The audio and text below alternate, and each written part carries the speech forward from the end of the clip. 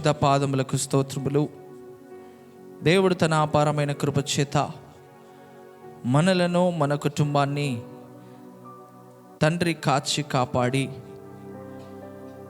మరొకసారి ఈ రీతిగా తండ్రిని స్తుతించగల కృపను దేవుడు మనకు తోడుగా ఉంచిన దాన్ని బట్టి మనం ఎంతగానో తండ్రిని మనము మహిమపరిచే వారముగా మనము ఉండాలని దేవుడి దినమున ఇట్టి సత్యమైన వాక్యము ద్వారా దేవుడు మనతో మాట్లాడుచున్నాడు.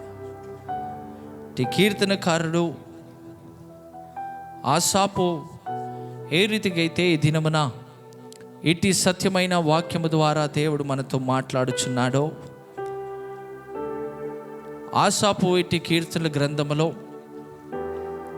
ఏ రీతిగా అయితే తండ్రిని స్తుతించుచున్నాడో, తండ్రిని ఘనపరచుచున్నాడో, తండ్రిని ఆరాధించుచున్నారో, అట్టి విధానమును మన జీవితములో కూడా మనము సంపాదించుకునే వారముగా మనము ఉండాలని ఇట్టి సత్యమైన వాక్యము ద్వారా ఆసాపు మనతో ఈ దినమున మాట్లాడుచున్నాడు. అందును బట్టి ఆసాపు ఇటు కీర్తన గ్రంథములో చివరి వచనంలో ఏమని రాయబడినది? స్తుతియాగము అర్పించువాడు నన్ను మహిమపరచుచున్నాడు. దేవునికి స్తోత్రములు. హల్లెలూయా, హల్లెలూయా. ఇటు ఆసాపు ఇట్టి సత్యమైన వాక్యము ద్వారా స్తుతియాగము చేయువాడు దేవునిని మహిమపరచుచున్నాడని ఇట్టి సత్యమైన వాక్యము ద్వారా దేవుడు అట్టి ఆసాపు ద్వారా ఇట్టి కీర్తన గ్రంథములో అట్టి చివరి వచనములో అట్టి స్తుతి చెల్లించే విషయమును దేవుడి దినమున మనతో మాట్లాడుచున్నాడు. అట్టి ఆసాపు విశ్వాసము ఏ రీతిగా ఉన్నదట? స్తుతి యాగము. దేవునికి స్తోత్రములు. హల్లెలూయా, హల్లెలూయా. ఆసాపు తెలియపరచుచున్నది, మనము దేవుణ్ణి స్తుతిస్తే ఎన్ని కార్యములు జరుగుతాయో, ఎంత విడుదలను మనము పొందుకుంటామో, ఎంత గొప్ప ఆశ్చర్య క్రియలను దేవుడు మన జీవితాలలో జరిగిస్తాడో, ఇట్టి స్తుతిలో ఎంత గొప్ప మర్మములు దాగి ఉంచబడి ఉన్నాయో దేవుడు ఇట్టి సత్యమైన వాక్యము ద్వారా ఈ దినమున మనతో మాట్లాడుచున్నాడు. ప్రతి ఒక్క రక్షణ పొందిన బిడ్డ జీవితాలలో ఈ కీర్తన గ్రంథము ద్వారా ఆసాపు తెలియపరచుచున్నది, దేవునికి స్తుతించడము మనము నేర్చుకున్నప్పుడే గొప్ప విజయమును మన జీవితంలో మనము చూడగలుగుతామని ఇటు కీర్తన వాక్యము ద్వారా ఆసాపు మనతో ఈ దినమున మాట్లాడుచున్నాడు. ప్రతి ఒక్క రక్షణ పొందిన దేవుని బిడ్డ తండ్రిని ఆరాధించుచున్న ప్రతి ఒక్కరూ ఇట్టి స్తుతి, తండ్రిని స్తుతించడము అది ఎంత ప్రాముఖ్యమై ఉన్నదో ఇట్టి విధానమును మన జీవితంలో ఇట్టి సత్యమైన వాక్యమును మన జీవితంలో మనము ఉంచుకున్నప్పుడే మనము తండ్రిని మహిమపరచగలుగుతామని దేవుడు ఇట్టి సత్యమైన వాక్యము ద్వారా మనతో మాట్లాడుచున్నారు. ఇట్టి స్తుతి ఏ రీతిగా ఉండాలట? ఏమని అక్కడ రాయబడినది? స్తుతి ఆగము అర్పించువాడు. దేవునికి స్తోత్రములు. హల్లెలూయా. ఉట్టి స్తుతి అని అక్కడ రాయబడలేదు, స్తుతి యాగము.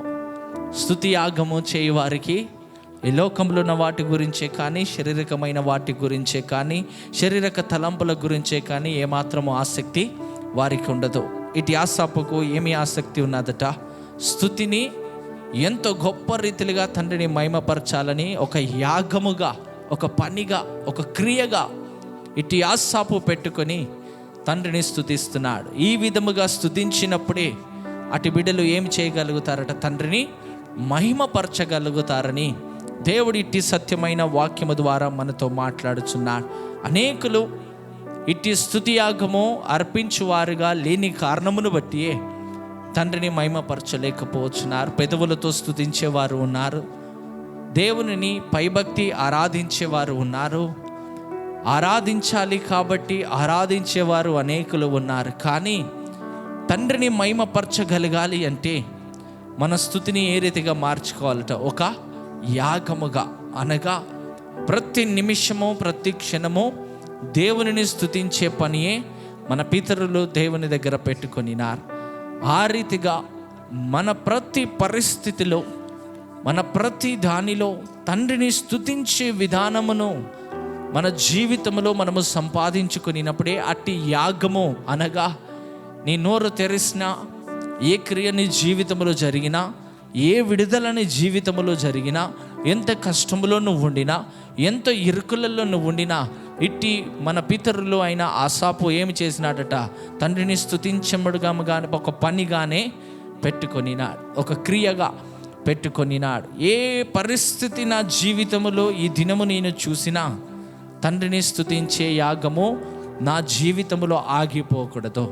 ఎందుకనగా అట్టి స్తుతించే విధానము మన జీవితంలో ఆగిపోయిన ఎడల ఏమి చేయలేకపోతామట, తండ్రిని మహిమపరచలేకపోతాం. అందును బట్టి ప్రతి ఒక్క రక్షణ పొందిన బిడ్డ జీవితంలో తండ్రిని స్తుతిస్తే ఎంత గొప్ప కార్యములు మన జీవితంలో జరుగుతాయో, ఎంత విడుదలను మన జీవితంలో దొరుకుతాదో, ఎంత గొప్ప రీతిలుగా దేవుడు మనల్ని నడిపిస్తాడో, అట్టి స్తుతించే విధానమును మనము నేర్చుకున్నప్పుడే గొప్ప విడుదలలు, గొప్ప జయమును మనము పొందుకోగలుగుతామని ఇట్టి సత్యమైన వాక్యము ద్వారా ఇట్టి ఆసాపు స్తుతిని ఒక రక్షణ పొందిన బిడ్డ ఎంతో గొప్ప రీతిలుగా నేర్చుకుని ఒక యాగముగా మార్చుకుని మన ప్రతి పరిస్థితులలో దేవుణ్ణి స్తుతించే బిడ్డగా మనము నిలబడినప్పుడే ఎంతో గొప్ప కార్యములను మనము చూడగలుగుతామని దేవుడు తెలియపరుస్తూ ఏమంటున్నాడు, స్తుతి యాగమును అర్పించువాడు నన్ను మహిమపరచుచున్నాడు. దేవునికి స్తోత్రములు, హల్లెలూయా.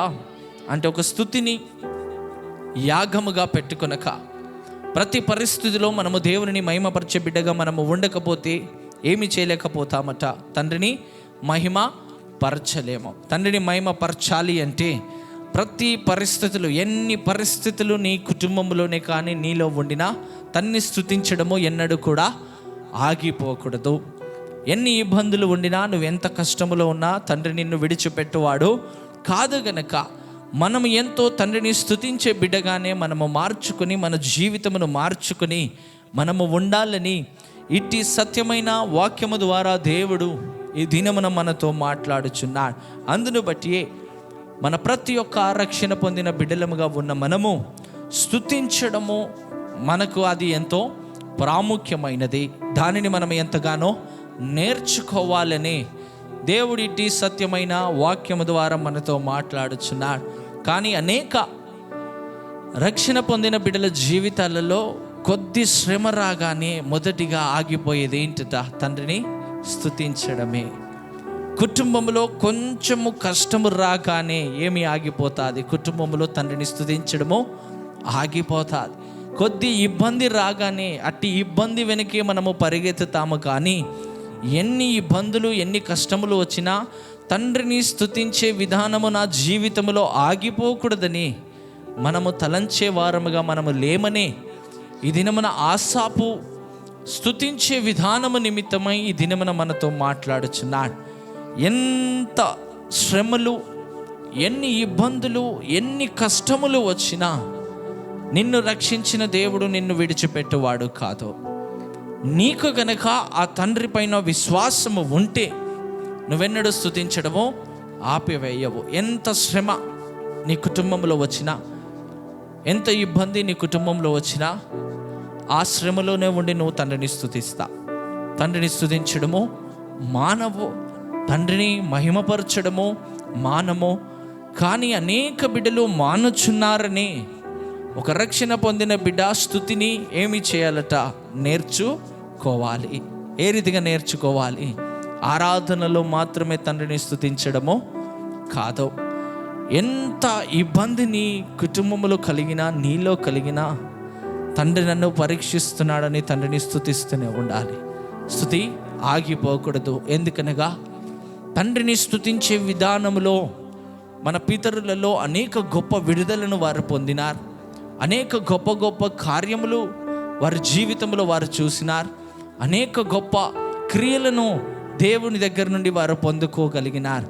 కేవలము దేవుని స్తుతించిన కారణమును బట్టియే గొప్ప విడుదలలు ఇట్టి బైబిల్ గ్రంథములో అనేక బిడ్డలకు దొరికినాయనే ఆసాపు కేవలము స్తుతి నిమిత్తమే ఇట్టి వచనమును ఎంతో గొప్ప రీతిలుగా తెలియపరుస్తున్నాడు. అందును బట్టి ఏమని రాయబడినది ఇక్కడ అపోస్తుల కార్యములో 16వ అధ్యాయము 23వ వచనము నుండి చదవండి. వారు చాలా దెబ్బలు కొట్టి వారిని చెరసాలలో వేసి భద్రముగా కనిపెట్టవలనని చెరసాన నాయకుడిని ఆజ్ఞాపించిరి. అతడు అట్టి ఆజ్ఞను పొంది వారిని లోపలికి చెరసాలలోనికి త్రోసి వారి కాళ్ళను బండ వేసి బిగించెను. దేవునికి స్తోత్రములు. హల్లెలూయా, హల్లెలూయా. ఏమి చేయబడినదట? వారిని ఎంతో దెబ్బలు కొట్టి అనేకగా వారిని హింసించి ఎక్కడేసినారట? చెరసాలలో వారిని భద్రముగా ఒక బండను వేసి వారి కాళ్ళకు కట్టివేసి వారిని అట్టి చెరసాలలో వారిని ఉంచినారు. ఎవరిని ఉంచినారట మరి ఇక్కడ? అయితే మధ్యరాత్రి వేళ పౌలు శీలలు దేవునికి ప్రార్థించుచు కీర్తనలు పాడుచుండిరి. దేవునికి స్తోత్రములు. హల్లెలూయా. వీరు ఎంతో చెరసాలలో ఊరికనే వారిని కూర్చోబెట్టలేదు. ఏం చేసినారు? ఎంతో దెబ్బలు వారిని కొట్టినారు. ఏమని రాయబడినది అక్కడ?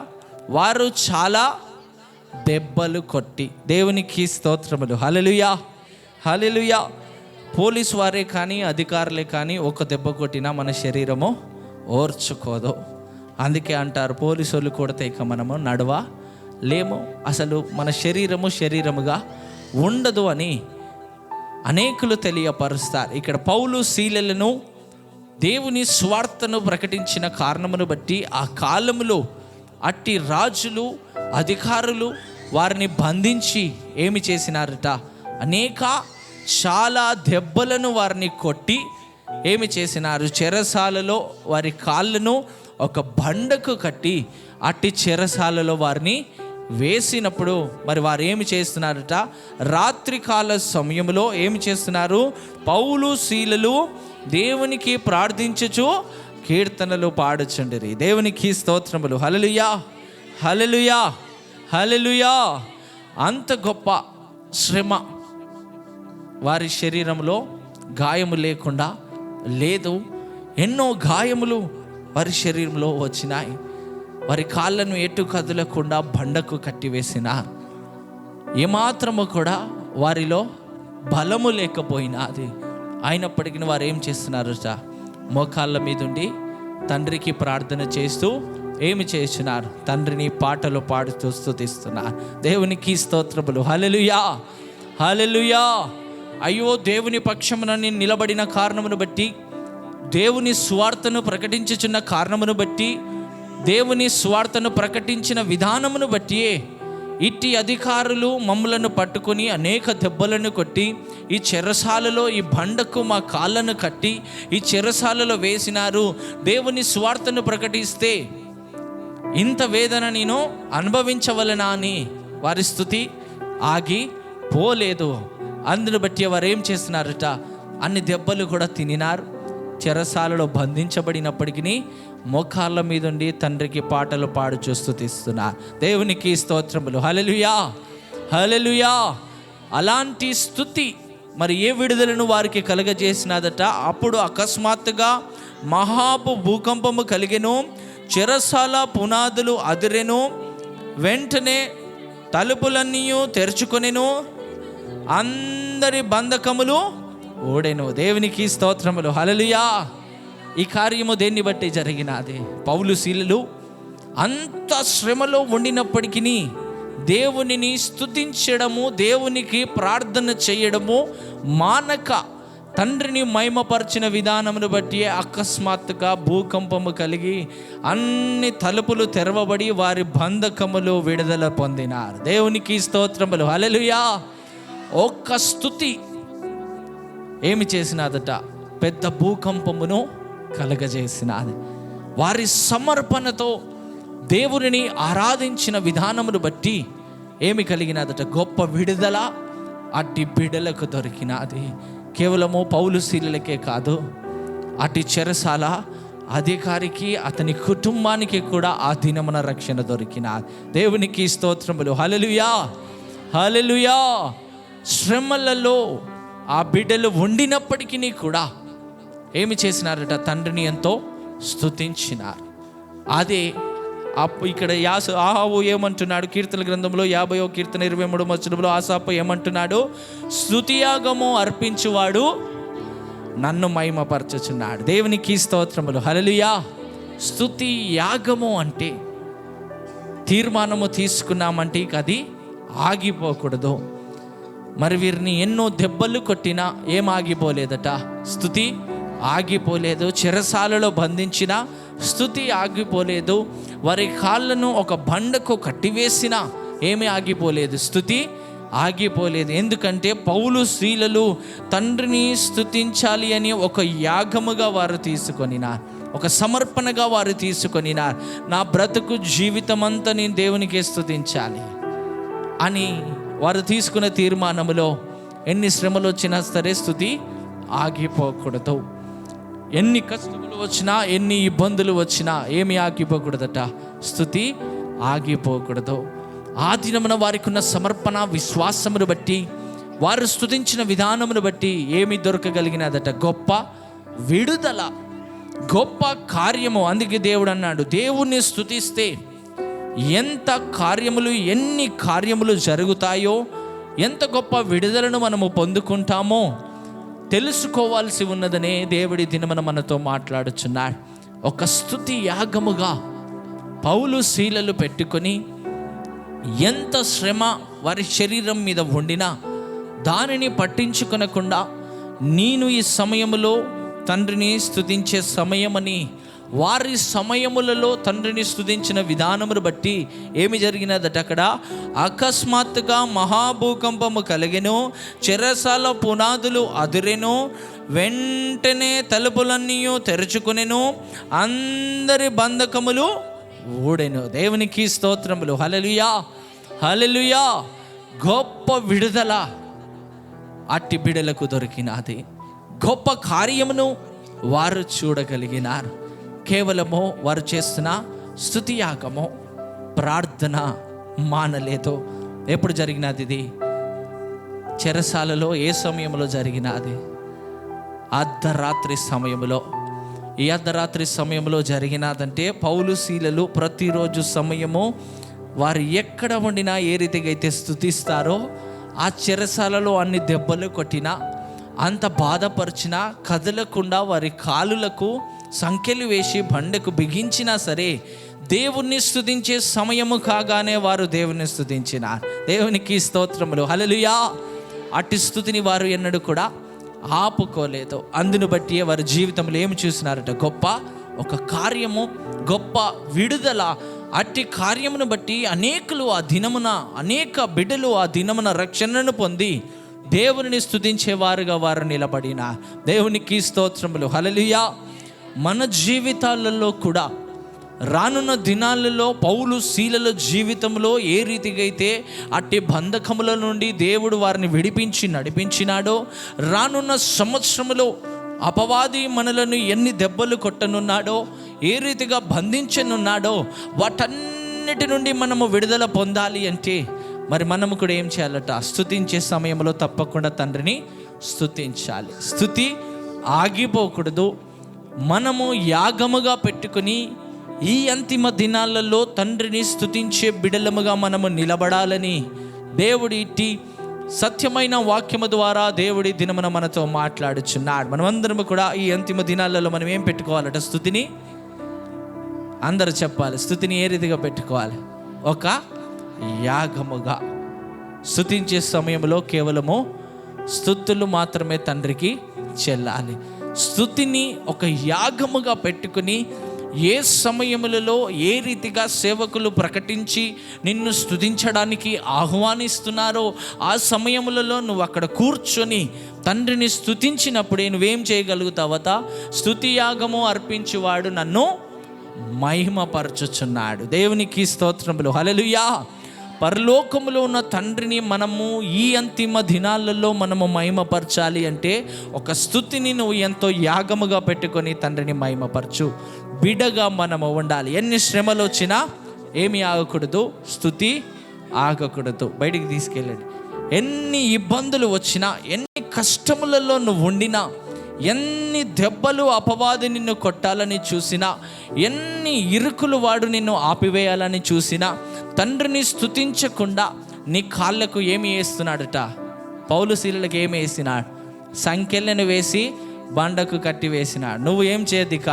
స్తుతించడానికి వీల్లేదు, నువ్వు వెళ్ళడానికి వీల్లేదు, నిన్ను బండకు కట్టి వేస్తున్నాను. అయ్యా, ఈ సమయము దేవుని స్తుతించే సమయము. నువ్వు నన్ను ఎక్కడ బంధించినా నేను అక్కడ ఉండి ఆరాధిస్తే ఈ బంధకములను నా దేవుడు విప్పివేస్తాడు. గొప్ప కార్యము నా జీవితంలో నా దేవుడు నాకు చేస్తాడు అని. వాడు ఎన్ని బంధకముల ద్వారా నిన్ను స్తుతించకుండా ఆపాలని చూసినా, ఆ బంధకములు విప్పబడాలి అంటే నువ్వు స్తుతియాగముగా నువ్వు సమర్పించుకోవాలి. అయ్యా, నేను ఈ దినమున నేను సమర్పించుకొనుచున్నాను. ప్రతి కూటములో నేను నిన్ను స్తుతించాలి నాయన. అప్పుడే నేను నిన్ను మహిమపరచగలుగుతాను. లేని ఎడల తండ్రి నేను నిన్ను మహిమపరచలేనని ఇట్టి సత్యమైన వాక్యము ద్వారా స్తుతి ఎన్ని కార్యములు, ఎన్ని విడుదలలు, ఎన్ని ఆశ్చర్య క్రియలను మన జీవితంలో దేవుడు ఉంచుతాడో, ఈ దినమున తండ్రిని స్తుతించి, తండ్రిని ప్రార్థించి, తండ్రిని ఆరాధించే సమయములలో ఎంత నడవలేని స్థితిలో ఉన్నా నువ్వు తప్పకుండా తండ్రిని స్తుతించాలి. వారెట్టు కదలకుండా బంధకములు వేసిన వారి నోరు తండ్రిని స్తుతించకుండా ఆపుకొనలేదు. అలాంటి సమర్పణను ఈ అంతిమ దినాలలో మనము సమర్పించుకొనినప్పుడే వారిని ఏం చేసినారట? వారు చాలా దెబ్బలను కొట్టి వారిని చెరసాలలో వేసి భద్రముగా కనపట్టవలనని చెరసాల నాయకునికి ఆజ్ఞాపించింది. దేవునికి స్తోత్రములు, హల్లెలూయా. రానున్న దినాలలో కూడా అపవాది రక్షణ పొందిన బిడ్డలను అనేక దెబ్బలను కొట్టడానికి అదెంతో సిద్ధముగా ఉన్నది. ఎన్ని దెబ్బలు కొట్టినా నువ్వు కింద పడిపోకుండా మరలా దేవుణ్ణి స్తుతించే బిడ్డగా నువ్వు నిలబడినప్పుడే, పౌలు శీలల జీవితంలో దేవుడు ఏ రీతికైతే గొప్ప కార్యములను చేసి వారిని నిలబెట్టినాడో, మన జీవితంలో కూడా ఇలాంటి క్రియ, ఇలాంటి విడుదల మనకు దొరకాలి అంటే తండ్రిని స్తుతించే బిడ్డగా, తండ్రిని మహిమపరిచే బిడ్డగా, తండ్రి కొరకు మనము ప్రార్థనించే బిడ్డగా మనము నిలబడినప్పుడే ఇట్టి కార్యములు మన జీవితంలో జరిగి దేవుడు ఎంతో గొప్ప రీతిలుగా మనలను నడిపిస్తాడని దేవుడు ఇట్టి లేఖన భాగ్యము ద్వారా దేవుడు మనతో మాట్లాడుచున్నాడు. అందును బట్టి యోబుకు రాసిన పత్రికలో 1వ అధ్యాయంలో 21వ వచనంలో ఏమని రాయబడినది? నేను నా తల్లి గర్భములో నుండి దిగంబరనై వచ్చి తిని, దిగంబరనై అక్కడికి తిరిగి వెళ్ళెదను. యెహోవా ఇచ్చెను, యెహోవా తీసుకొని పోయెను, యెహోవా నామమునకు స్తుతి కలుగునుగాక. దేవునికి స్తోత్రములు, హల్లెలూయా. యోబు జీవితంలో కూడా అన్ని కోల్పోయినప్పటికీ కూడా యోబు ఏం చేస్తున్నాడు? తండ్రిని స్తుతిస్తూనే ఉన్నాడు. స్తుతి ఆగిపోయినాదా? అక్కడ స్తుతి ఆగిపోలేదు. మన పితరులందరూ ఈ దినమున ఇటు బైబిల్ గ్రంథములో మనము చదవగలుగుచున్నామంటే తండ్రిని స్తుతించే విధానమును వారు ఎంతో యాగముగా పెట్టుకొనినారు. యాగము ఎన్నడూ మధ్యలో ఆగిపోదు, ముగించేంత వరకు ఎన్నడూ కూడా యాగము ఆగిపోదు. ఏ రీతిగా పెట్టుకున్నాడట? యోబు కూడా తన జీవితంలో ఏమని సాక్ష్యం ఇస్తున్నాడు? ఇది ఎప్పుడు ఇచ్చే సాక్ష్యం ఇది? యోబు తెలియపరుస్తున్నా ఇటు వచనము ఎప్పుడిది? చివరిగా తన సమస్తము ఏమి కోల్పోయినాయి? పొలము సమస్తము, ఎడ్లు, పశువులు, తన కుమారులు, కుమార్తెలు, తనకి దేవుడిచ్చిన సమస్తము కోల్పోయి ఎక్కడున్నాడు? నేల మీద కూర్చొని ఉన్నాడు. ఉండి ఏమని సాక్ష్యం ఇస్తున్నాడు? ఇక్కడ ఏమని రాయబడినది? నేను నా తల్లి గర్భములో నుండి దిగంబరనే వచ్చి తిని, దిగంబరనే అక్కడికి తిరిగి వెళ్ళెదను. యెహోవా ఇచ్చెను, యెహోవా తీసుకొని పోయెను, యెహోవా నామమునకు స్తుతి కలుగునుగాక. దేవునికి స్తోత్రములు, హల్లెలూయా, హల్లెలూయా. ఇంత గొప్ప సమర్పణ ఈ అంతిమ దినాలలో ఏ బిడ్డ జీవితంలో ఉన్నది? ఏ విశ్వాసిలో వండినాది? ఏ ఆరాధించే బిడ్డ జీవితంలో వండినాదని దేవుడి దినమున మనతో మాట్లాడుచున్నాడు. స్తుతి అది మనకి ఎంత ప్రాముఖ్యమో తండ్రిని స్తుతించే విధానము అది ఎంత గొప్ప కార్యములను, ఎంత గొప్ప విడుదలను, ఎంత ఆశ్చర్య క్రియలను మన జీవితంలో గొప్ప విజయములను అట్టి స్తుతి కలగజేస్తాదో దేవుడి దినమున ఎంతో సూటిగా, స్పష్టముగా, తేటగా దేవుడు మనతో మాట్లాడుచున్నాడు. ఏమని మాట్లాడుచున్నాడు? అన్ని కోల్పోయినా సరే ఇక్కడ యోబు ఏమంటున్నాడు? యెహోవా ఇచ్చెను, యెహోవా తీసుకొని పోయెను, యెహోవా నామమునకే స్తుతి కలుగును గాక. దేవునికి స్తోత్రములు, హల్లెలూయా. కానీ అనేక బిడ్డలు కొద్ది శ్రమ రాగానే స్తుతించడము మానివేయవారు అనేకులు ఉండినారు. కొద్ది బలహీనత రాగానే దేవునిని ఆరాధించాలన్న ఆశ కూడా వారిలో లేక అనేకులు వారికి ఇచ్చిన రక్షణను వారి కోల్పోతున్నారు. ఇప్పుడు జరిగిన వీరందరికంటే గొప్ప శ్రమలు మన జీవితంలో, మన కుటుంబాలలో ఉన్నాయా? పౌలు శీలల కంటే దేవుని కొరకు నువ్వు ఒక్క దెబ్బన్న తిన్నావా? సువార్త ప్రకటించి ఒక్క దెబ్బన్న నీ మీద పడినా, నిన్ను తీసుకొని జైల్లో కూర్చుండబెట్టినారా? మరి ఇక్కడ యోబు జీవితంలో చూసుకుంటే ఏమైనదట? శూన్యము, ఏమీ కూడా లేదు. కానీ యోబు ఆయనున్న దేశంలో గొప్పవాడిగా ఉండేవాడు, ధనవంతులలో గొప్పవాడిగా, ఆస్తిపరుల్లో గొప్పవాడిగా. కానీ అవన్నీ కోల్పోయినా యోబు విశ్వాసం ఏ రీతిగా ఉన్నదట? మారలేదు. ఆయనే ఇచ్చినాడు, ఆయనే తీసుకొని పోయాను. ఎందుకంటే నా తల్లి గర్భంలో నేనేమి పట్టుకొని రాలే, ఏమి పట్టుకొని పోను. కానీ నన్ను నడిపించిన యెహోవా నామమునకే స్తుతి కలుగును గాక. దేవునికి స్తోత్రములు, హల్లెలూయా, హల్లెలూయా. పితరులు స్తుతించే విధానము, మనము స్తుతించే విధానమును ఒకసారి మన ముందు పెట్టుకున్నట్లయితే మన స్తుతి ఏ రీతిగా ఉన్నాదో దానిని మనము తెలుసుకొని మన స్తుతిని మార్చుకునే విధానమును ఈ అంతిమ దినాలలో మనము చూసుకోవాలి అని దేవుడిట్టి సత్యమైన వాక్యము ద్వారా మనతో మాట్లాడుచున్నాడు. స్తుతించే విషయములలో అనేక బిడ్డలకు ఈ అంతిమ దినాలలో ఆసక్తి ఏమాత్రము లేకపోయినాది.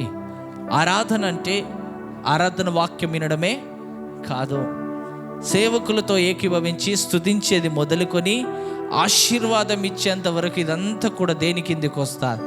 స్తుతించే విధానం కిందికే వస్తారు. ఏ ఒక్కటి చేయకపోయినా అక్కడ మనము తండ్రిని మహిమపరిచే విధానమును ఆపివేసిన వారినమే.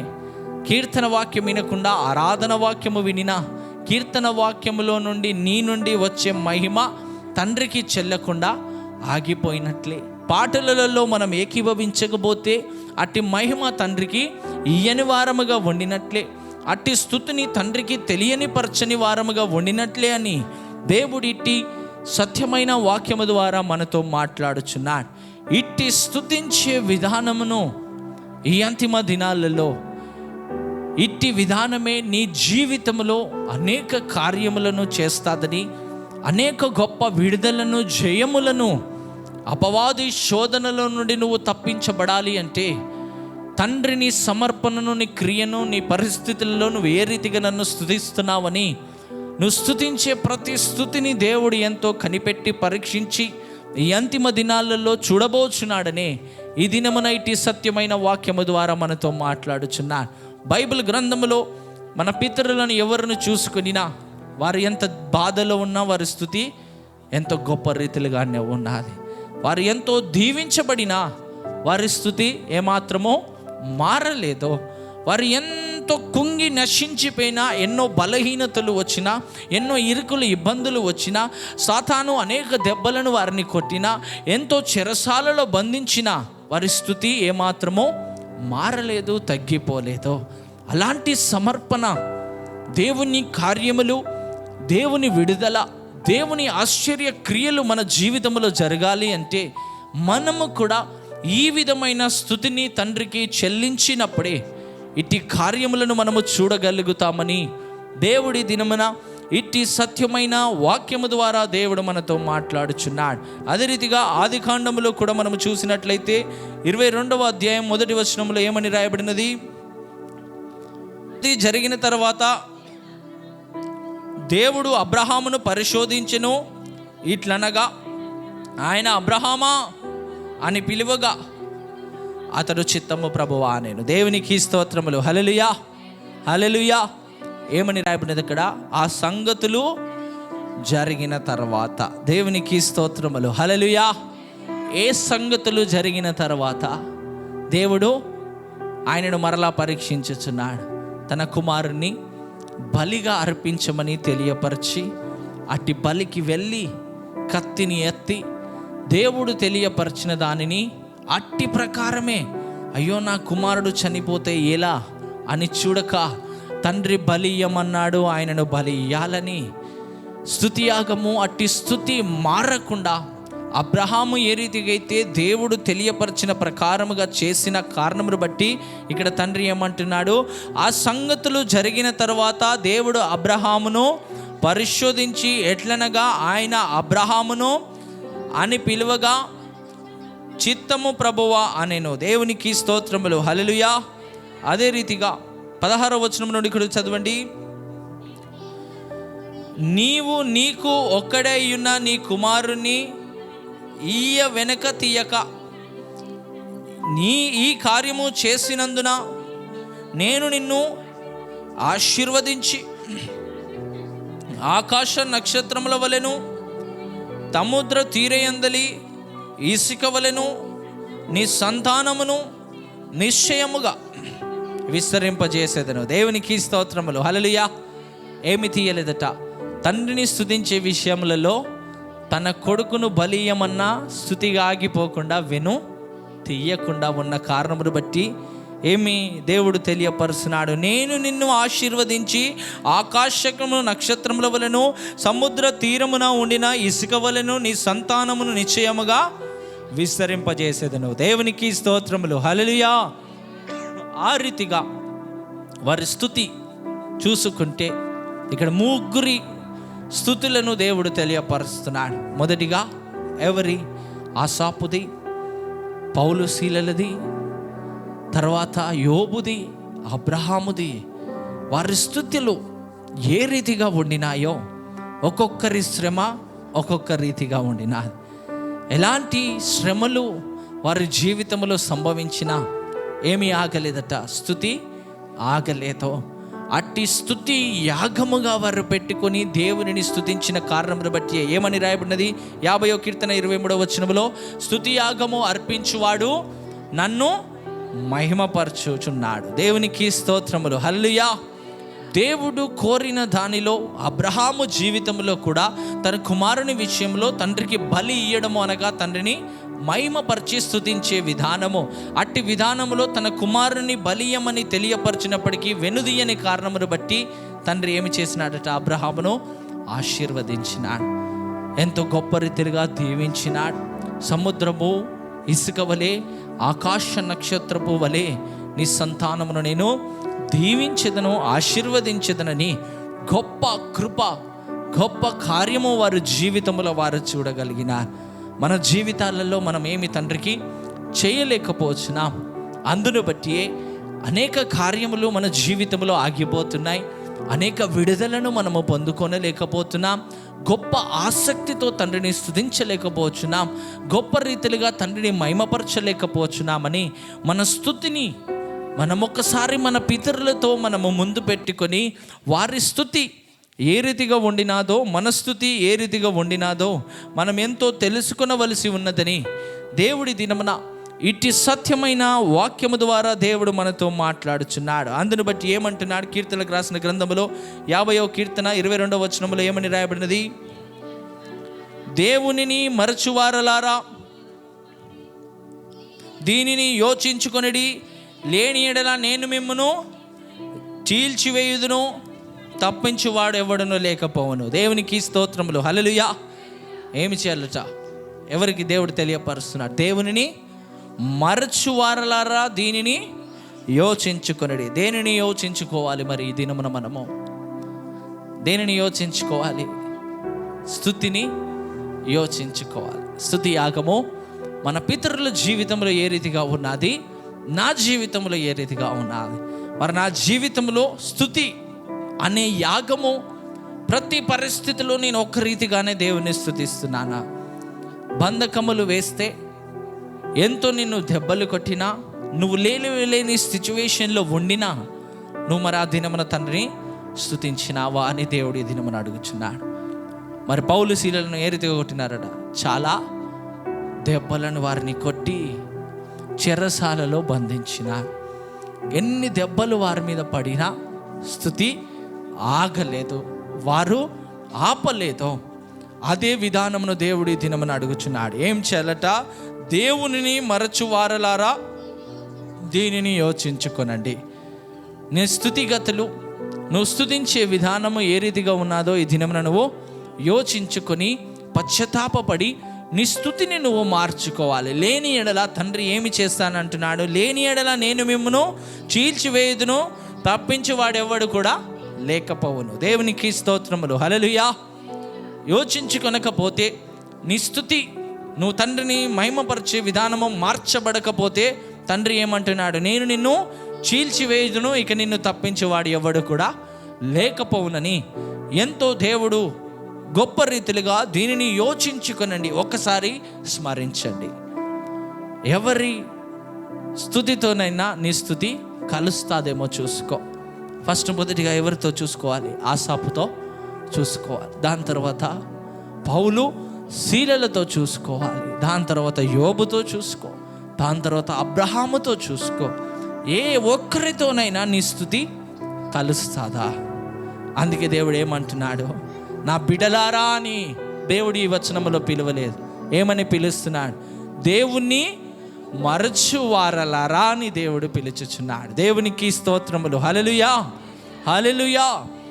ఎంత గొప్ప ఇట్టి క్రియ మన జీవితంలో మనము కోల్పోచున్నామో దేవుని దగ్గర ఈ దినమున యోచించుకొని, తెలుసుకొని, వెతికి, వెంటాడి ఈ దినమున ఇట్టి క్రియను మనము పొందుకుంటేనే మనము తప్పించబడతాం. లేని ఎడల ఆయన చీల్చివేదును, నిన్ను తప్పించేవాడు ఎవడు కూడా లేకపోవును అని దేవుడి దినమున ఇట్టి సత్యమైన వాక్యము ద్వారా దేవుడు మనతో మాట్లాడుచున్నాడు.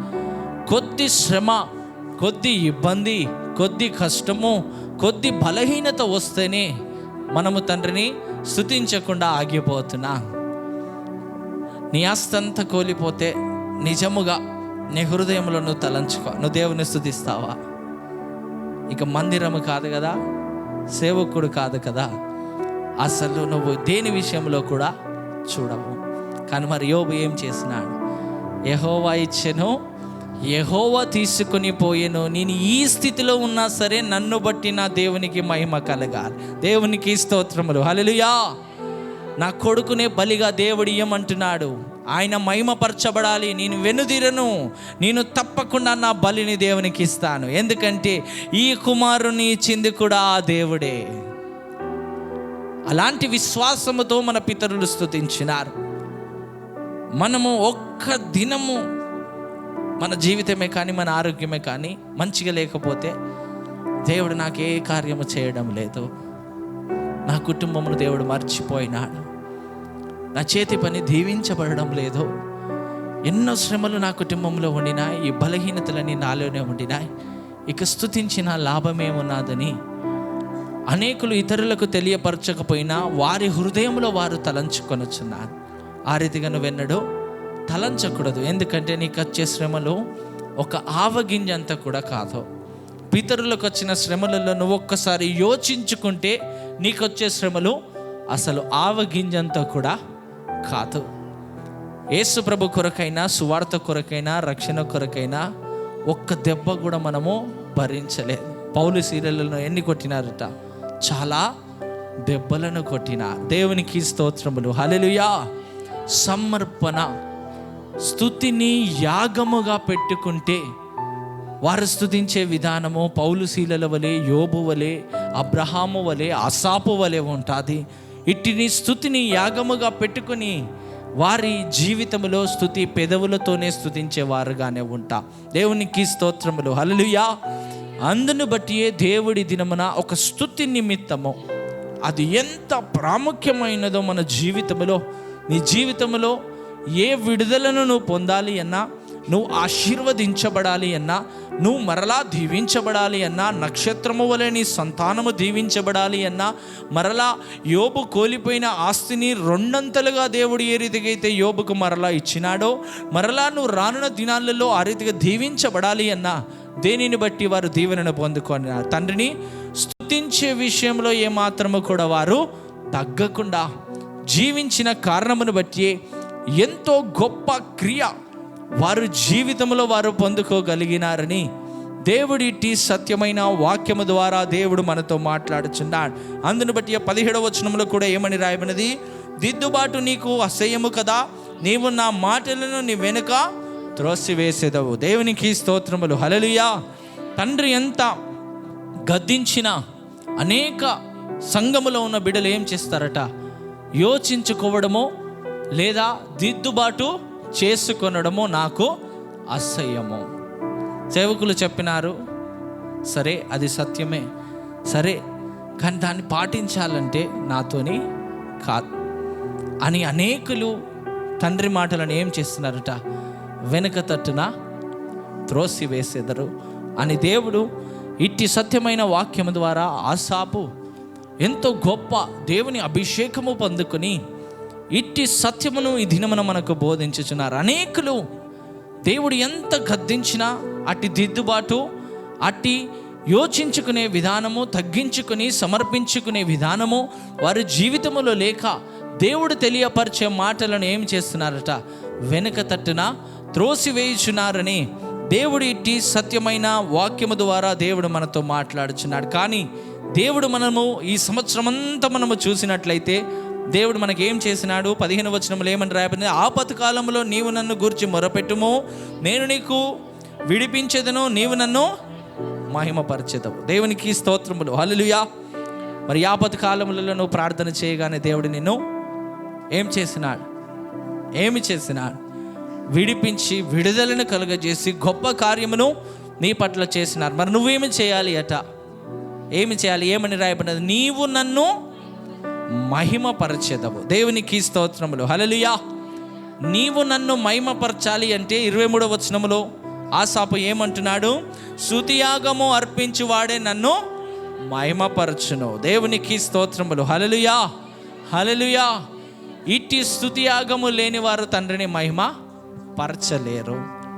వారి స్థుతి ఏమవుతుంది? ఒక దినం ఒక రీతిగా, ఒక దినం ఒక రీతిగా, సంతోషం ఉంటే ఒక రీతిగా, బాధలో ఉంటే ఒక రీతిగా, కష్టములో ఉంటే ఒక రీతిగా, ఇబ్బందులలో ఉంటే ఒక రీతిగా ఉన్నవారు స్తుతి యాగమును అర్పించేవారు ఎన్నడూ కారు. నీ స్థితి గతులు ఏ రీతిగా ఉండినా తండ్రిని స్తుతించే విధానం ఎన్నడూ మార్పు కనబడకూడదు. ఇంకా అంచెలంచెలుగా ఎదిగే బిడ్డగానే ఉండి నువ్వు స్తుతించాలి. అందుకే దేవుడు ఏమంటున్నాడు? ఆయన మనలను ప్రార్థన చేయగానే ఎన్నో గొప్ప కార్యములు చేసి ఈ సంవత్సరం అంతా గొప్ప రీతిలుగా దేవుడు మనలను విడిపించి నిలబెట్టినాడు.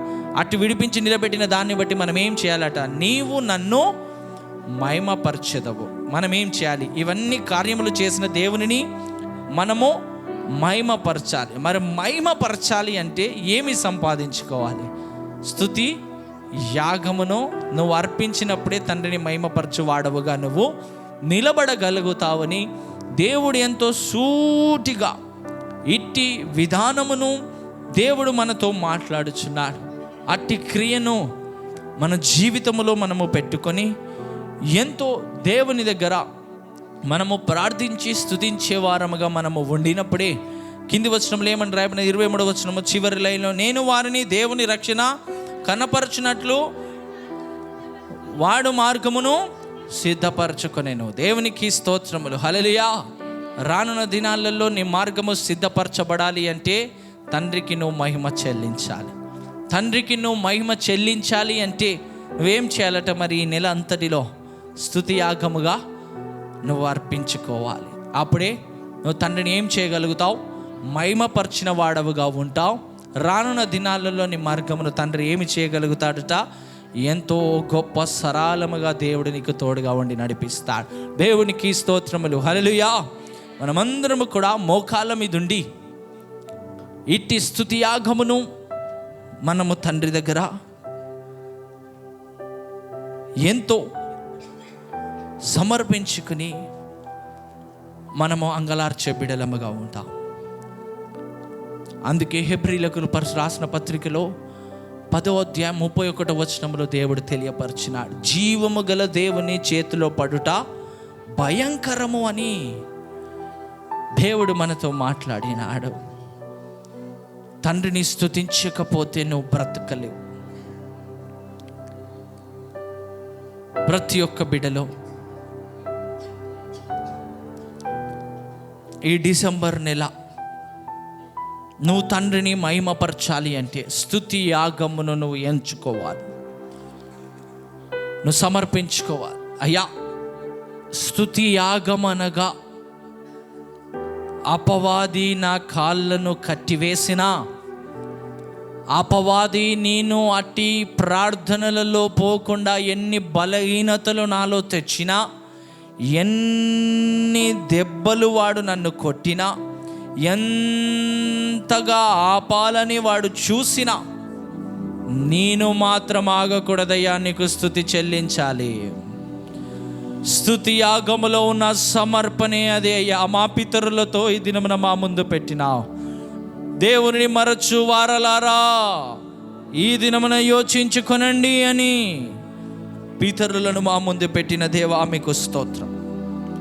అవును నాయనా, ఈ దినమున ప్రతి ఒక్క బిడ్డలు యోచించుకొని వారి స్థితి, పితరులు స్తుతించిన విధానములో ఉన్న స్థుతి, వారి విశ్వాసము, పితరులు చూపించిన విశ్వాసము, వారి నిరీక్షణ, పితరుల నిరీక్షణను నాయన ఒకసారి యోచించుకొని బిడలు నిన్ను స్తుతించగలని కృపను దయచేయమని ఎంతో తండ్రి దగ్గర మనమందరము కూడా తండ్రి దగ్గర అడుగు వారముగా ఉండాలి.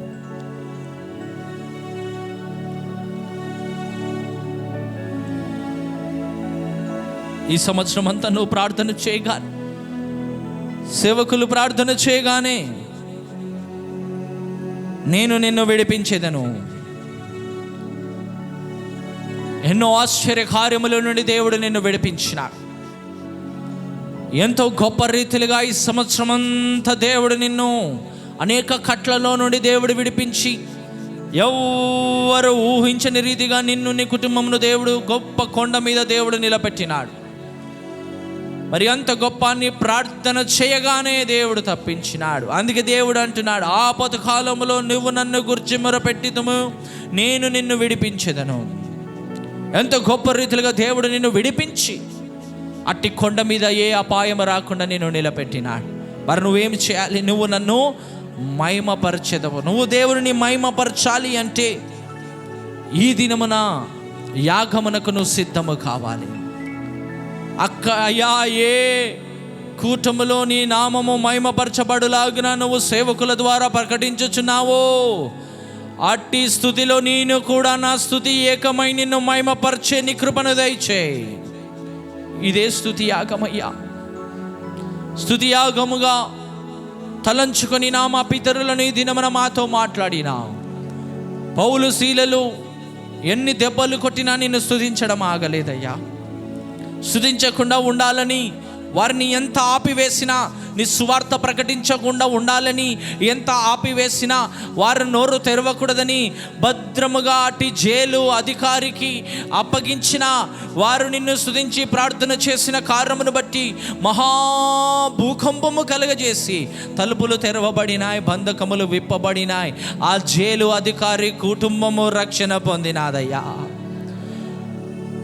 రానున్న దినాలలో విడుదల మాకు దొరకాలి అంటే స్తుతి నీకు అర్పించాలి.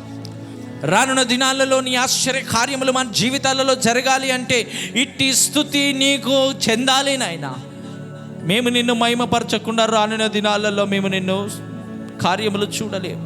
అందుకే దేవా, నువ్వు తెలియపరుస్తున్నావు, దేవుని మరచు జనులారా దీనిని యోచించుకొని యుండుడి, లేని ఎడల నేను మిమ్మల్ని చీల్చివేయుదును, తప్పించువాడు ఎవడు కూడా రానున్న దినాలలో లేకపోను. రానున్న దినాలలో నీకు వచ్చే ఆపదల నుండి తప్పించబడాలి అంటే నిన్ను రక్షించిన ఈ దేవుడు ఒక్కడే తప్పిస్తాడు. అందును బట్టి నువ్వు దేవుని స్తుతించాలి, దేవుని మహిమపరచాలి, దేవుని ఘనపరచాలి. దేవుని దగ్గర ఎంతో స్తుతించి, అయ్యా ఈ దినమున నేను నిన్ను తీర్మానము తీసుకొనుచున్నాను, లేని ఎడల నేను బ్రతకలేనని ప్రతి ఒక్క బిడ్డ దేవుని దగ్గర స్తుతిస్తూ, దేవుని దగ్గర మహిమపరుస్తూ, ఈ దినమున ఇటు సత్యమును వినిచున్న ప్రతి ఒక్కరు ఈ డిసెంబర్ నెల అంతా ఈ సంఘము స్తుతి యాగముగా ఈ వస్త్రమును ఈ దినమున ధరించాలి. ఈ స్తుతి యాగములో అపవాది నా పనుల ద్వారా నన్ను అడ్డుకోవాలని చూసిన, అనేక దెబ్బలను కొట్టి నన్ను బలహీనపరచాలని చూసిన, నేను నడవకుండా అట్టి కూటమునకు వెళ్ళకుండా నా కాళ్ళకు నైనా ఎంతో సంఖ్యలను కట్టి బండకు కట్టివేసిన, నేను స్తుతించే విశ్వాసమును పెట్టి అట్టి సమర్పణతో అట్టి ఆసక్తిని నేను చూపితే ఆ బంధకములన్నీ విడిపించి ఆ కూటమునకు నడిపించే దేవుడవయ్యా. ఆ కార్యము నా జీవితంలో జరగాలి. ఏ సాతాను దెబ్బ నుండి నేను కూటములో స్తుతించకుండా ఆగిపోకూడదు. ఏ బంధకములో నుండి నేను నాయనా నిన్ను స్తుతి యాగముగా స్తుతించకుండా నేను ఆగిపోకూడదు. నా సమర్పణ విశ్వాసము నీ పైన మోపినప్పుడు నాయనా పౌలు శీలలు ఏ రీతికైతే ఆరాధించినారో, వారి బంధకములు ఏ రీతికైతే విప్పబడినాయో, రానున్న దినాలలో ప్రతి ఒక్క కూటములో నేను హాజరు కావాలి. ప్రతి ఒక్క కూటములో నేను నిన్ను మహిమపరచాలి. ఏ బంధకములు నన్ను ఆపివేయకుండా విడుదలను చెలగజేసే దేవా నువ్వు నాతో ఉండని ఇది మన తండ్రి దగ్గర మనము సమర్పించుకోవాలి. ఎందుకంటే ఇట్టి స్తుతి ఈ నెలలో కాపాడిన దేవునిని మనము మహిమపరచకపోతే రానున్న దినాలలో నిన్ను కాపాడువాడు ఎవడు కూడా లేకపోతాడు. మరి దేవుని దగ్గర మనం ఎంతో సమర్పించుకుంటూ మన రెండు చేతులను పైకెత్తి దేవుని స్తుతించి మనము ప్రార్థన చేస్తాం. హల్లెలూయా, హల్లెలూయా, హల్లెలూయా, హల్లెలూయా. పరిశుద్ధాత్మ దేవా మీకే మహిమ, మీకే మహిమ, మీకే మహిమ. తండ్రి మీకు స్తోత్రములు, స్తోత్రములు, స్తోత్రములు, స్తోత్రములు. పరిశుద్ధాత్ముడా మీకే మహిమ, మీకే మహిమ. ప్రార్థన చేస్తా. మహాపరిశుద్ధుడా, ప్రేమగల తండ్రి, నీ బంగారు పాదములకు మేము లెక్కలేని స్తుతులు స్తోత్రాలు చెల్లిస్తున్నాం తండ్రి. దినంలో తెలియపరిచిన ఇటు సత్యమైన వాక్యమును బట్టి మీకు స్తోత్రములయ్యా. ఆ సాపును మీ సిలువ చాటున మరుగుపరుచుకొని నీ బలమైన సత్యవాక్యమును తెలియపరిచిన విధానమును బట్టి మీకు స్తోత్రములు. ఒక స్తుతి ఒక రక్షణ పొందిన బిడ్డ జీవితంలో ఎంత ప్రాముఖ్యమైనదో, ఎన్ని కార్యములు అట్టి విధానము మా జీవితంలో కలుగజేస్తాదో, ఏ రీతిగా విడుదలను మేము పొందగలుగుతామో, ఏ రీతిగా కార్యములు చూడగలుగుతామో, ఏ రీతిగా జయము మేము పొందగలుగుతామో, స్తుతి ఎంతో నేర్చుకోవలసి ఉన్నదని ఈ దినమును తెలియపరిచిన సత్యమైన వాక్యమును బట్టి మీకు స్తోత్రములు చెల్లిస్తున్నాము నాయనా. అవును నాయనా, మా పితరులను మేము చూసినట్లయితే వారు ఎన్ని శ్రమలు, ఎన్ని ఇరుకులు, ఎన్ని ఇబ్బందులు వచ్చినా, ఎన్ని కష్టములు వచ్చినా నిన్ను స్తుతించడం వారు ఆగలేదయ్యా. అందుకే వారి జీవితంలో గొప్ప కార్యములు జరిగినాయి. అందుకే వారి జీవితంలో గొప్ప విడుదలలు కలిగినాయి. అందుకే వారి జీవితంలో గొప్ప ఆశీర్వాదమును వారు పొందుకోగలిగినారు. అందుకే అనేక సంవత్సరములు నీ మార్గములు వారు జీవించగలిగినారని నాయన ఈ దినమున తేటగా స్పష్టముగా నీ సత్యమైన వాక్యము ద్వారా మాతో మాట్లాడినావు. రానున్న దినాలలో బంధకములు విప్పబడాలి అంటే, సంకెళ్ళు తెరవబడాలి అంటే, సాతాను శోధనలు నాయన వాని కోట గోడలు కూల్చివేయబడాలి అంటే నేను నిన్ను మహిమపరచాలని ఈ దినమును తెలియపరిచినావయ్యా. సంఘములో ఉన్న ప్రతి ఒక్క బిడ్డ ఈ దినాలలో స్తుతియాగముగా పెట్టుకొని నిన్ను స్తుతించే బిడ్డగా ఉండగలని కృపను వారిని దయచేయి. ఎలాంటి సాతాను, ఎలాంటి శోధనలు వారిని స్తుతించకుండా ఆపుచున్న ప్రతి ఒక్క అపవాదిని యేసు నామములో శపిస్తూ బంధిస్తున్నా, యేసు నామములో శపిస్తూ బంధిస్తున్నా. ప్రతి ఒక్క బిడ్డ నిన్ను మహిమపరిచే బిడ్డగా ఈ దినాలలో నిలబెట్టమని మేము ప్రార్థన చేస్తున్నాం. ఏ ఒక్క బిడ్డ నుండి నీకు మహిమ ఆగిపోకూడదయ్యా. ఏ ఒక్క బిడ్డ నుండి ఘనత నీకు ఆగిపోకూడదయ్యా. ఏ ఒక్క బిడ్డ నిన్ను భీతి కరగజేయకుండా సంతోషపరిచేవారుగా నైనా ఇటు సంఘములో ఉన్న ప్రతి ఒక్క బిడ్డను మీరు నిలబెట్టుకొని తోడుగా ఉండి నడిపించమని ఈ బిడ్డలందరినీ మీ చేతులకే సమర్పిస్తూ యేసు పరిశుద్ధ నామములో అడిగి వేడుకొని ప్రార్థిస్తున్నాము తండ్రి.